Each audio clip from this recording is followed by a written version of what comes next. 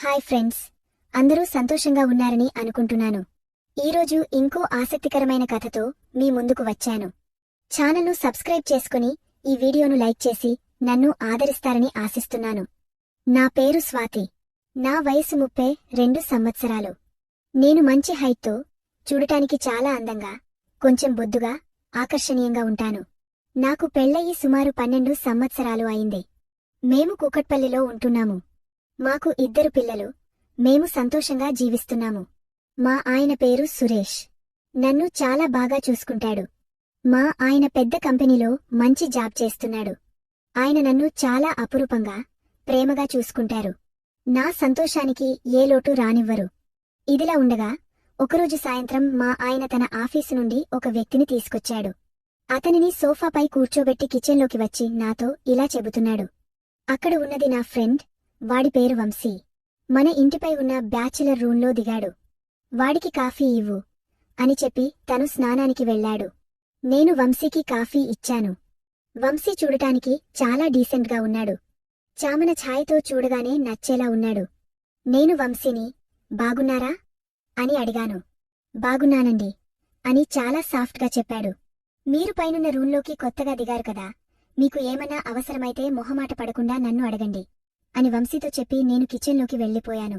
ఇక మరుసటి రోజు నుండి మా ఆయన మరీ వంశీ కలిసి జాబ్కు వెళ్లేవారు. కొద్ది రోజుల తర్వాత నేను మా ఆయన్ని, మీ ఫ్రెండ్ వంశీకి ఇంకా పెళ్లి కాలేదా, ఎందుకు బ్యాచిలర్ రూంలో ఉంటున్నాడు అని అడిగాను. వాడికి డైవర్స్ అయ్యింది. వాడి భార్యతో సరిగా కుదరక ఇద్దరు మాట్లాడుకుని విడాకులు తీసుకున్నారు అని చెప్పాడు. ఇలా కొద్ది రోజులు గడిచాయి. వంశీకి ఏమన్నా కావాలంటే సాయంత్రం పూట ఇంటికి వచ్చి తీసుకెళ్లేవాడు. ఇలా కొద్ది రోజుల్లోనే నాకు వంశీకి బాగా చనువు పెరిగింది. మేమిద్దరం చాలా బాగా మాట్లాడుకునేవాళ్లం. కొద్ది రోజుల తర్వాత మా ఆయన జాబ్ పని మీద వైజాగ్ వెళ్లాలని చెప్పాడు. నేను మా ఆయన్ని, మీతో పాటు వంశీ కూడా వస్తున్నాడా అని అడిగాను. దానికి మా ఆయన, వాడు రావట్లేదు స్వాతి, నేను మాత్రమే వెళ్తున్నాను అని చెప్పాడు. వంశీ ఎందుకు రావట్లేదు అని అడిగాను. కంపెనీ ఒకటే కాని ప్రాజెక్టులు వేరు కాబట్టి వాడు రావట్లేదు అని చెప్పాడు.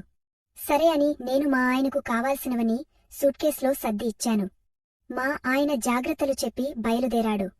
వంశీ మా ఆయనను రైల్వే స్టేషన్లో దింపివచ్చాడు. ఇంటికి రాగానే వంశీ, సురేష్ను జాగ్రత్తగా ట్రైన్ ఎక్కించాను అని చెప్పాడు. సరే అని చెప్పి నేను లోపలికి వెళ్లాను. రాత్రి మా ఆయనకు మెసేజ్ చేశాను. ఆయన, నేను తినలేదు కాని నువ్వు వంశీకి కర్రీ ఇచ్చిరా, వాడు మొహమాటస్తుడు అని రిప్లై ఇచ్చాడు. సరే అని ఓ గిన్నెలో వేడిగా వండిన ఎగ్ కర్రీని వేసుకుని వంశీ రూంకు వెళ్లాను. వంశీ రూమ్ డోర్ తెరిచే ఉంది. వంశీ ల్యాప్టాప్లో రొమాంటిక్ మూవీస్ చూస్తున్నాడు. నేను వెళ్లిన సంగతి కూడా తనకు తెలియనంతగా అందులో లీనమైపోయాడు. నేను పిలిచేసరికి ఉలిక్కిపడి ల్యాప్టాప్ మూసేశాడు. చెప్పు స్వాతి అంటూ లేచి నిలబడ్డాడు. కర్రీ తీసుకొచ్చాను అని చెప్పగానే నా చేతిలో నుండి గిన్నె తీసుకుంటూ నా చేతులను తాకాడు. ఆ స్పర్శలో ఏదో తెలియని వేడి తగిలింది. నా చూపు వంశీ వైపు పడింది. అతను చాలా ఫిట్గా, ఆకర్షణీయంగా కనిపించాడు. వంశీ, కాఫీ చేస్తాను కూర్చో అన్నాడు. వద్దు అంటున్నా వినకుండా కిచెన్లోకి వెళ్లాడు. నేను కూడా వెనకాలే వెళ్లాను. అక్కడ ప్లేస్ ఇరుకుగా ఉండటంతో వంశీ షుగర్ కోసం వెనక్కు తిరిగేసరికి అనుకోకుండా నాకు తగలాడు. నేను పడిపోబోతుంటే నన్ను గట్టిగా పట్టుకున్నాడు. ఆ క్షణం మా మధ్య దూరం కరిగిపోయింది. అతను నన్ను గాఢంగా తన వైపుకు లాక్కున్నాడు. అతని చేతులు నా నడుమును తాకుతుంటే నాలో తెలియని పులకరింత మొదలైంది. నన్ను గట్టిగా హత్తుకున్నాడు. ఆ స్పర్శకు నా మనసు కంట్రోల్ తప్పింది. వంశీ నన్ను ఎంతో ఆరాధనగా చూస్తూ నన్ను తనలో కలుపుకున్నాడు. నా అనుమతితోనే మేమిద్దరం ఒక్కటయ్యాము. అతని సాన్నిహిత్యం నాకు కొత్త లోకాన్ని పరిచయం చేసింది. ఎన్నాళ్లుగానో దాచుకున్న కోరికలన్నీ ఆ రోజు తీర్చుకున్నాడు. మా మధ్య జరిగిన ఆనందంలో నేను మైమరచిపోయాను. నా వైవాహిక జీవితంలో ఎప్పుడూ లేనంత కొత్త అనుభూతిని పొందాను. ఆ రాత్రి మా ఇద్దరి మధ్య జరిగిన సమరం ఒక తీపి జ్ఞాపకం. ఇక ఆ రోజు నుండి వారం రోజుల పాటు మాకు ప్రతిరోజూ పండగే. వంశీ నాపై చూపించిన ప్రేమ, ఆ సాన్నిహిత్యం నన్ను మరో లోకంలో విహరింపజేశాయి.